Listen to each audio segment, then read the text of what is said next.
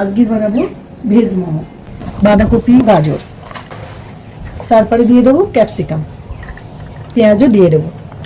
সামান্য লবণ দিয়ে আমি এগুলোকে ভালো করে মাখিয়ে নেবো। তার সাথে একটা চাটনিও লাগবে, তাই ঝালটক একটা চাটনি বানাবো। 3টে টমেটো নিয়েছি, 1 টুকরো আদা নিয়েছি, একটু রসুন, 2টো শুকনো লঙ্কা আর একটা কাঁচা লঙ্কা।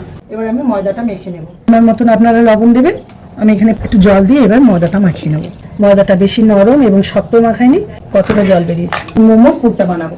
খুব সামান্য তেল দিয়ে দিয়েছি, চুন কুচি দিয়ে দেবো, কাঁচা লঙ্কা কুচি দিয়ে দিলাম, মতন সয়া সস দিয়ে দেবো, রেড চিলি সস চামচ দিয়ে দিলাম, সামান্য ধনেপাতা ছড়িয়ে দেবো।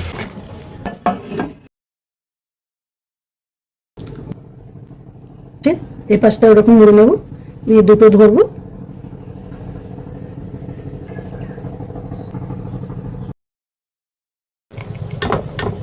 তেল ব্রাশ করে নিলাম, সাজিয়ে নিচ্ছি আর ঢাকনা দিয়ে দেবো। 15 থেকে 20 মিনিট প্রায় আমি ভাপিয়ে নিয়েছি। এবার আমি পরিবেশন করেছি। বলছি বানিয়েছি বলে বলছি না, সত্যি সুন্দর টেস্ট হয়েছে।